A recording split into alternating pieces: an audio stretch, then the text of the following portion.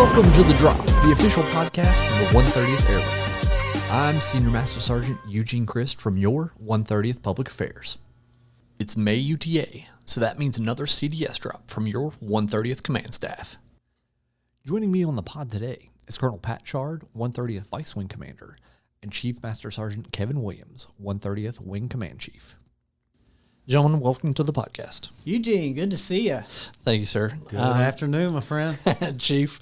So, Colonel Chard, can you go over what the commander's intent for this UTA is? First of all, let me send Colonel Priest's regrets that he was not able to join us today.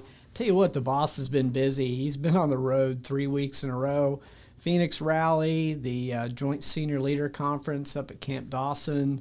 Now he's doing some additional training this week. He's been a busy man. Covered up. Absolutely, Chief. So Chief and I were glad to be here today, but I did want to send his regrets at not being able to join us.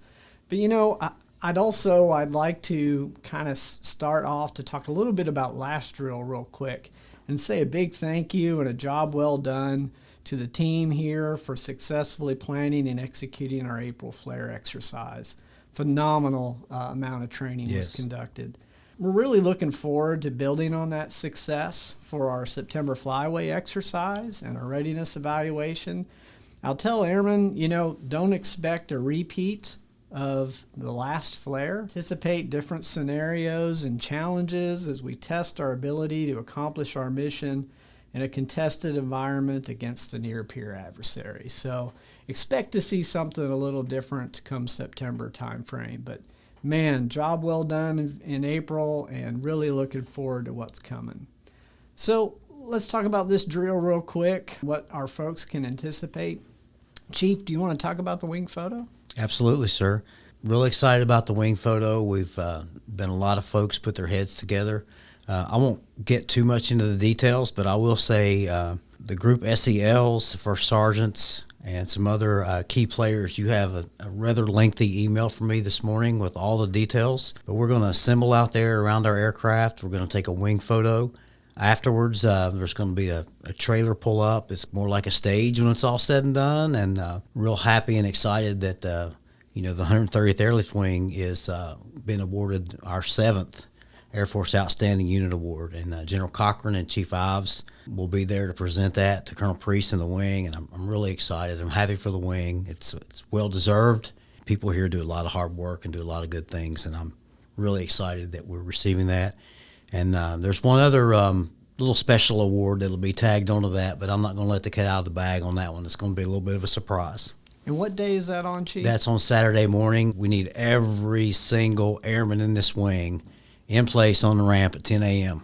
And it's important to also point out uniform is OCPs, right? Sir, it is OCPs. No hats, no sunglasses, no variations of the OCP camo pattern, and no flight suits.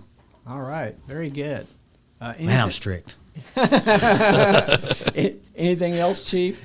Well, sir, I got a couple of other things, if you don't mind. Yeah, please. A commander's call Friday afternoon. Really looking forward to recognizing our outstanding airman of the quarter. We had Senior Airman Caleb Gosler from Intel and Operations. He's our airman of the quarter. Our NCO of the quarter, Tech Sergeant Logan Mahaney from CE. And our Senior NCO of the quarter, Senior Master Sergeant James Harper from Loadmaster Section of Ops.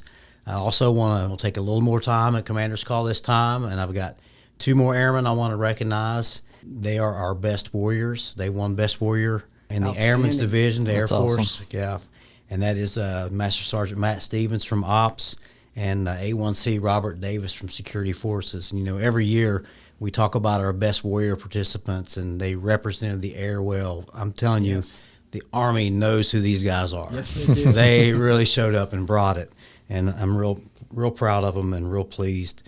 A lot to say thank you to our folks for. Oh, thank you, Chief. Yes, Appreciate it.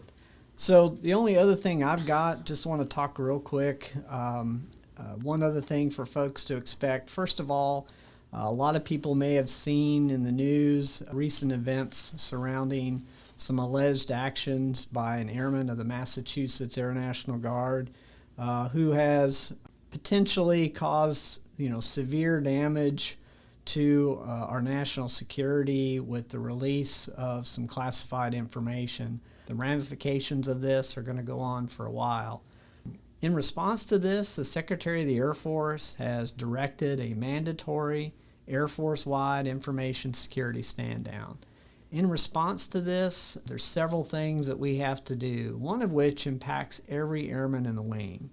And thus, I tell folks I would expect to have a mandatory briefing this drill on information security practices, insider threat information, etc.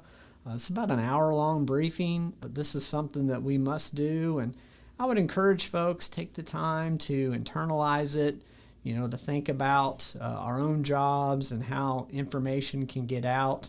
Even if it's unclassified, sometimes that can be combined with other information and result in an issue that threatens our operational security. Thus, I think it's a good time to reflect. In addition to that briefing, there are some other actions that unit security managers and commanders will have to accomplish, but the main thing that affects all airmen is that briefing. So I want to give folks a heads up about that. A couple more thoughts for me. Is that all Go right ahead, Chief. Hey, so it's a month away practically, but it's May drill, and there's no better time to talk about it. But I just want to put on everyone's radar the Murph event coming up on Memorial Day. The Chiefs and we are planning that now. I'm really excited. We're also working with recruiting and Master Sergeant Reed. We're going to invite local junior ROTC teams to come. We're going to give them the first heat. I'm going to get a trophy for the winning team. And it's going to be a real good time, and just more to come on that. Just want to put that in everyone's aperture. And lastly, I just want to share like a little philosophical thought, if I might, and then I'll shut up, I promise. One of the things we boast about our Outstanding Airman of the Year program here at the 130th is that we simplified it, and the amount of nominations have exponentially gone up from years past. And that was because we did simplify it. And as a matter of fact, this past quarter we received 15 nominations, even though we were at Gulfport. Yeah, that's awesome. So that's great. But I want to make it even simpler, and I want every leader in the wing to consider this. Recognizing airmen is simply that, recognizing airmen. And if you really want to recognize airmen and you really want to simplify it, then you look at your folks at the end of the day and you just say, thank you. Simplest and best way to recognize folks, and it goes a long, long way towards said. job appreciation. I just want to throw that out there today. Well said. Thank you, sir. And let's not forget about Family Day in June also. That's correct. Yeah. Hey, thanks, Eugene. Really appreciate you hosting us. We're loving this. Colonel Chard, Chief, I really appreciate A it. good time was had by all. And that's going to do it for this episode of The Drop. For more information about the 130th Airlift Wing, visit us on the web at www.130aw.ang.af.mil and follow us on all major social media platforms. Additionally, you can find us in the skies delivering freedom with courage. This is Senior Master Sergeant Eugene Christ reminding you to stay ready to go.